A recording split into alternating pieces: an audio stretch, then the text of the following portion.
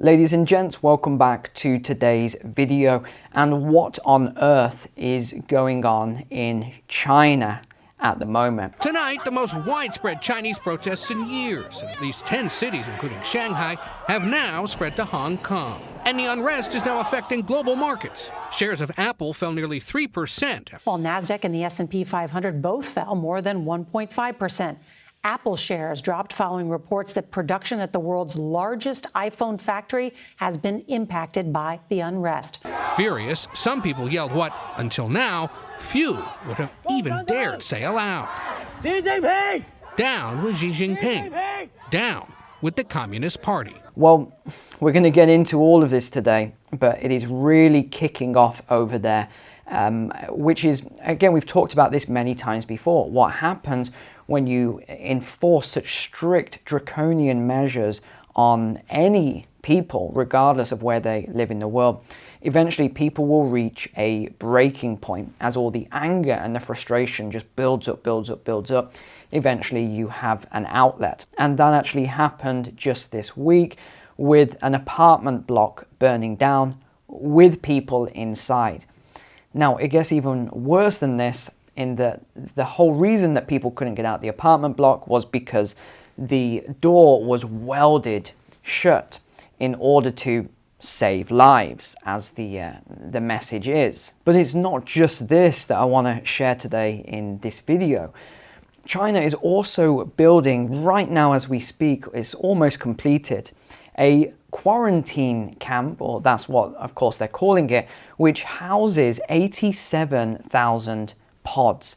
Now, we've seen similar camps like this being built all over the world, not just in China, but in a lot of Western nations. Of course, you don't hear about this anymore. It's not on the news. We talked about it maybe a year ago in 2021 and 2020 when these camps were being built.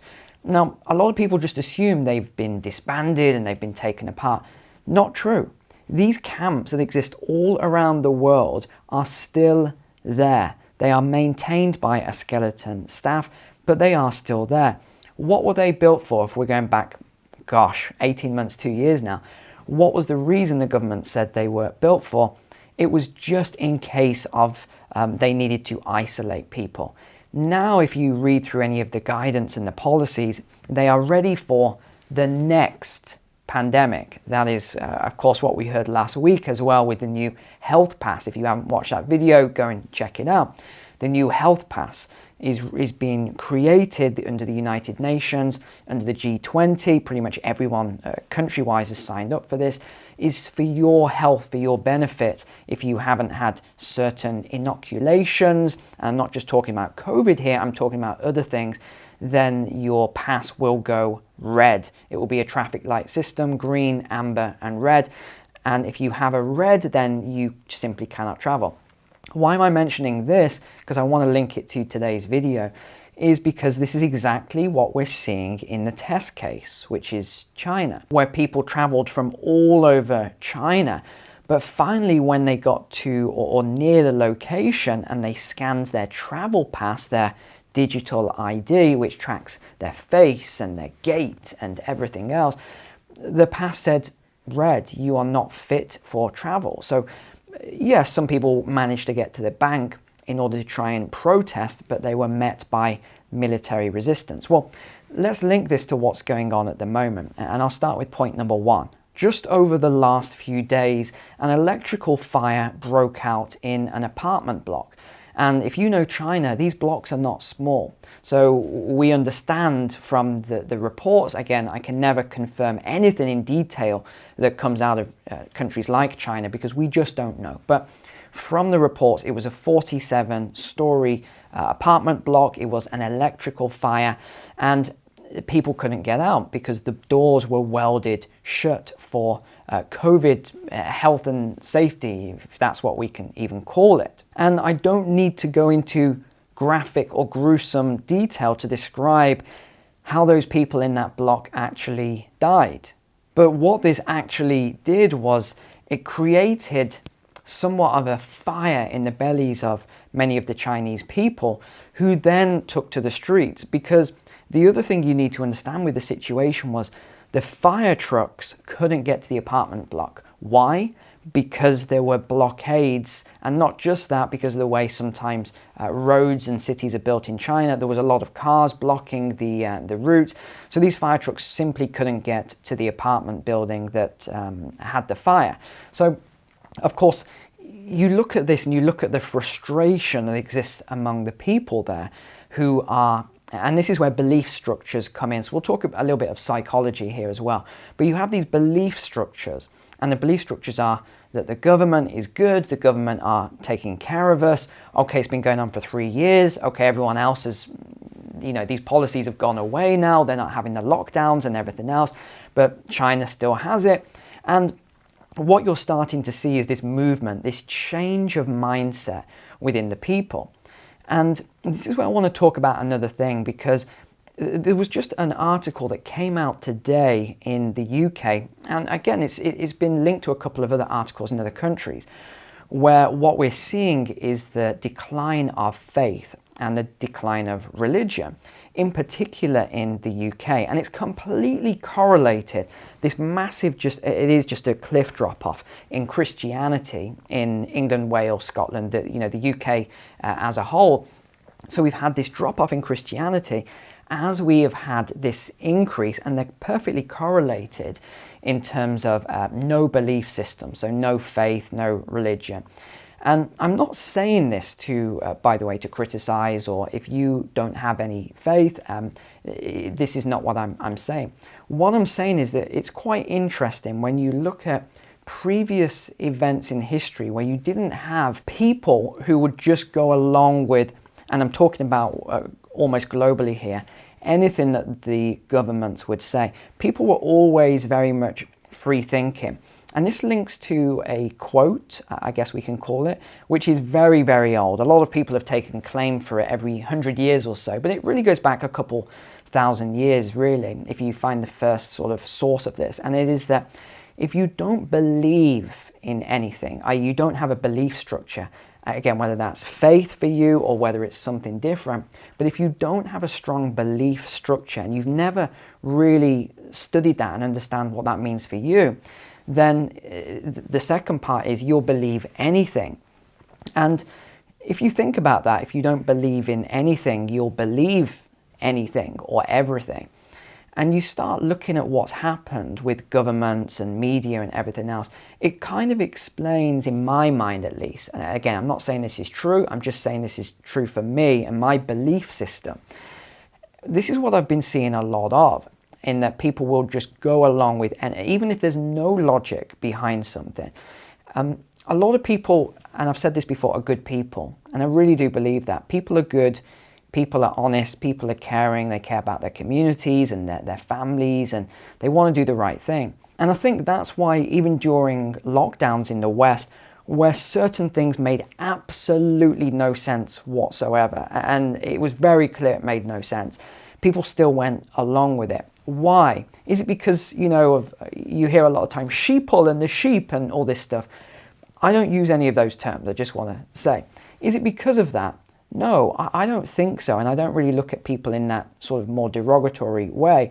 I see it as most people are good, and I really do think that, and they want to go along with and help out the community. So you see all these policies going through. So even when and the media and the government to some extent really takes advantage of the good nature of people. Of course they will. They have people that do propaganda. They have experts in mind control and all sorts of other things. So this is what you actually have going through society. And I'm sharing all that because it's very particularly true in China, where they don't necessarily, they do have faith, they do have religions, but in some regards, the faith is towards the Chinese Communist Party. That is really what I see. And I may be wrong in that, but again, this is what I'm showing, belief systems. That is my belief system of what I see. And when I speak to Chinese people, I see that the faith is behind the government to deliver them. And you've got to think about it. Why wouldn't they have that faith? If you see where China was decades ago and where it is today, it has grown exponentially. And it will overtake, people don't like this, but it will overtake the United States in not too distant a future. And I think this is where a lot of the conflict is coming in at the moment, because no one likes to lose power, even though that is the transition that we are seeing.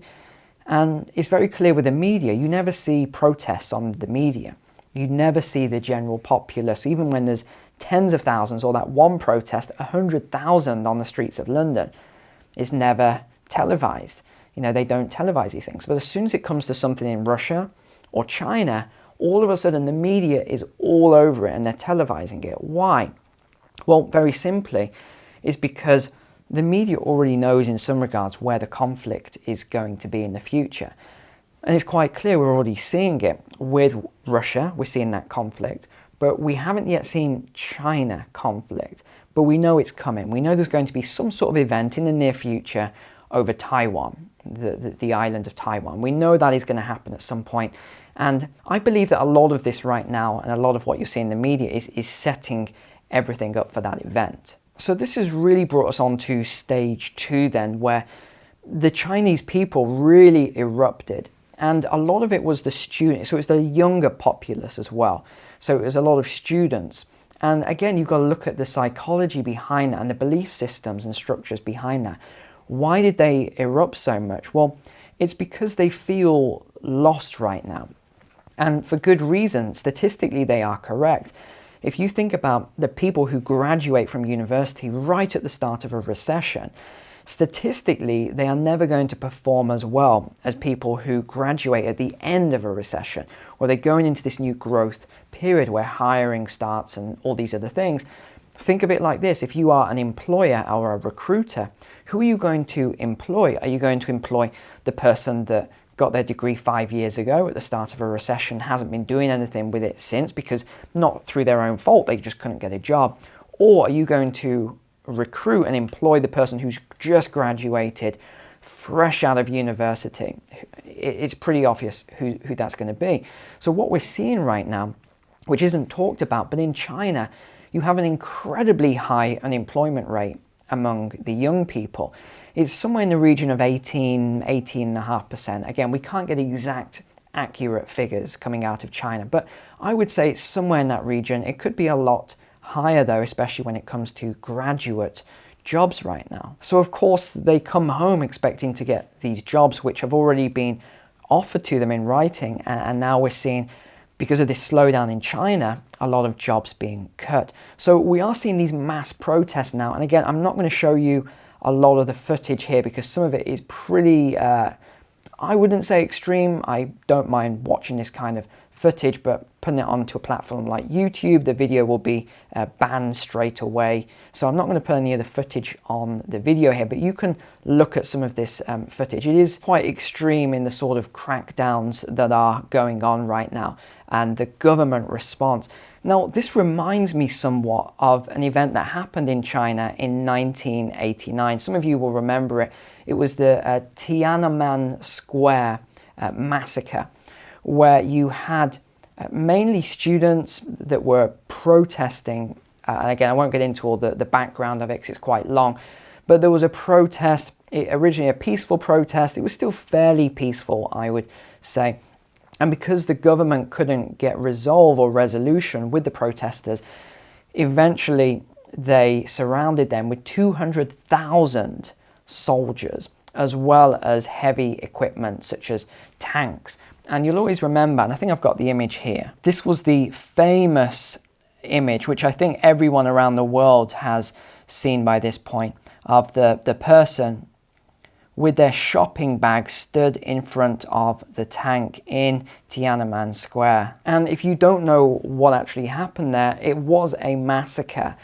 And again, we still can never get exact figures, but it's anywhere from 500 people to 10,000 people were massacred that day. So the CCP knows very well that the Chinese people will eventually turn, given a good enough reason. So they have to be very careful and control what happens. And that is why we actually saw as well, even people who were just there filming, actually recording on their phone, the tower block, the apartment block in flames, were very badly, brutally beaten, thrown to the ground and kicked, their phones smashed, and then thrown into vans and all sorts of other things.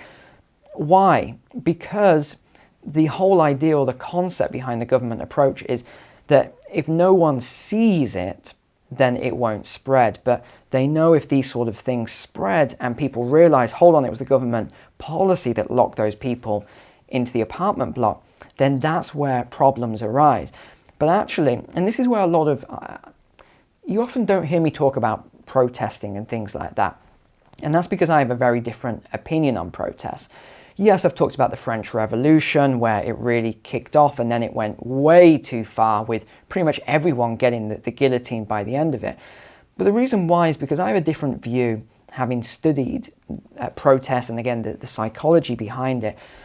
Have you ever thought, why do the governments let you go and protest on the streets? Why do they let you stand outside Parliament or the White House or places like that and shout and get all angry in your big groups? Usually on days where none of the politicians are there. It's really not achieving anything at all. But people think it does, or it makes them feel good to actually go out and protest. And that's fine.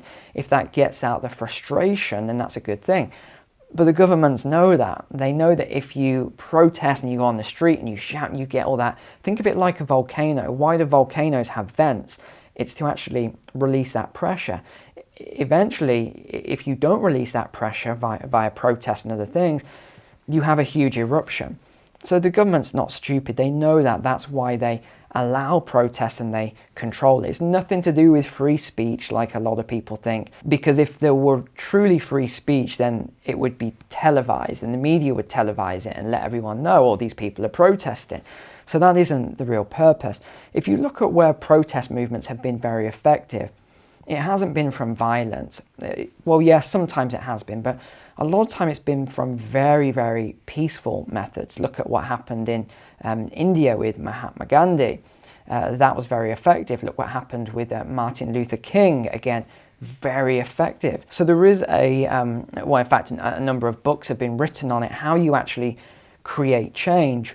But you do need a leader behind it. Without that strong leadership or that strong figure, it just tends to be a mass of people actually protesting, and it doesn't tend to bring about much change. And you think about what happened during COVID and the lockdowns, where there were mass protests, up to 100,000 people walking through the streets of London, if you remember that one. A lot of people aren't even aware that protest even took place. It wasn't televised, and it made absolutely no difference to the policies that were enacted or the emergency measures that were enacted and new policies put in place that were never removed. And just to loop back to what I said at the start about these detention centres and camps that still exist all over the place, you've got to ask, why do they still exist? What are they expecting in the future? Why do these camps that would probably house millions of people globally, if you actually look into these camps and the numbers of beds and what do we call them, the sort of containers, I guess, that have been retrofitted as quarantine housing or whatever you want to say. Why do they all still exist? And in China, remember, there's still 2 million people that are imprisoned in camps as of today. 2 million people. And yet, where is the outcry?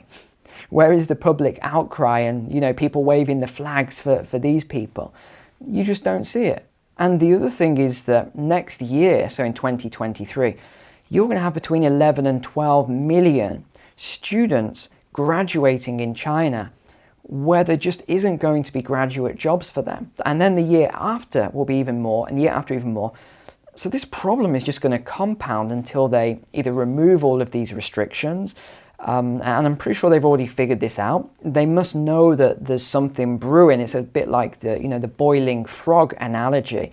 They must know that there's something brewing. And actually, there was a statement put out just overnight, and I've got it here. And this was from the Chinese authorities. They said long-term restrictions must be rectified and avoided. So whether or not that is true, I think only time will tell, but I would take that with a grain of salt or a pinch of salt, depending on your country and the expression there. But I just want to wrap up here, I guess, with coming back to that expression that I said about if you don't believe in anything, you'll believe anything. And there's another part to that, which isn't often linked together, but that is around human freedoms, I guess we can say. A lot of people believe that everyone wants to be free. That's all everyone wants on this earth, that everyone wants to be free, have complete freedom and do whatever they want in life. But actually, that's not quite true. Yes, you do have a lot of people who want to be free, but if everyone wanted to be free, you'd see a lot more business owners and entrepreneurs and self-employed and things like that. It's my experience, having mentored a lot of people, thousands of people, including having been an entrepreneur in residence at a university. What I've found is that a lot of people really, they want the freedom, but they don't necessarily want to create that freedom on their own. That's a small proportion of society. A lot of people want to be given the freedom. And this is why, think about taxes. People actually pay taxes to the government, and the government might give them a small thing back, like in the UK it's National Health Service, or it might be benefits to people who are struggling right now, and things like that. So people, everyone wants the freedom, but at the same time, a lot of people want to be given the freedom by the government. And unfortunately, the government knows this. They know that people think in this way. And this is why we talked about the sort of steps before, when I talked about this last year, the yes ladder, where the restrictions get tighter and tighter and tighter and tighter. And we're still seeing this today. People just don't realize it. And then the government will loosen it a little bit. So it will be, 2 steps forward, and then they'll loosen a bit, and then 2 steps forward and they'll loosen a bit. So people have this illusion that they're becoming more free all the time. And that was certainly true in the past, but I don't believe it's true of today. If you actually follow a lot of the legislation that's passed all the time, you can see that it doesn't give more freedom to people. It actually restricts freedom. And I think into the era that we're moving into, it really is a case of boiling the frog in that analogy. And I think that freedoms are being eroded away at a rapid rate, especially as we're moving towards this sort of one world government. And again, I could put loads of clips in today, but I think you've probably seen most of these already, where so many of our world leaders have outrightly said that we are moving towards this one world government, that we are going to move into this new world in 2027 to 2030, as they're never quite clear on these timelines. The other thing to be very clear on with this is that just because they say in a lot of these white papers, and again, I've gone over these so many times in the video, so I won't go over them all now, but you've heard me each time I've read over all of these papers and policies and things that they're putting out. People see these documents where it says that we're going to make a more equitable world. We're going to raise the living standards of people in developing nations, and the world's going to be more fair. People read that and hear that and they say, great, people in the West. They say, great, this is fantastic. And I agree. I think it is great that we're going to have this more equitable world and it's going to be more fair, because I think that's the right thing to do. But what people don't realize is that it's going to be a lot of it at the expense of people in the West, because the living standards of people in the West are going to have to be reduced in order to bring up the living standards elsewhere. It is just resources and mathematics and statistics and economics. This is just the way it is. You can't increase the developing nations at the rate they're talking about, and it's an extremely rapid rate, without slowing down the developed nations' progress at the same time. I've said quite a lot there, and there's probably a lot for you to digest, but I think that kind of wraps up everything that's going on in China right now, but not just in China, but also other parts of the world. We are seeing this boiling frog mentality going on. I think that for some people, by the time this all comes about, it's probably going to be too late once the digital identity and digital currency launches. So this is why I always say just to prepare in the best way that you know how, the same as I've done as well. This is all we can do. We've just got to prepare in the best way that we possibly can. So thank you so much for watching today. I really appreciate you as a subscriber, and for those of you who took advantage of the sale on my finance course over the weekend, appreciate that. I'm just going to leave it open a couple more days in case anyone else wants to take advantage of it. All right, thanks a lot. Take care. God bless.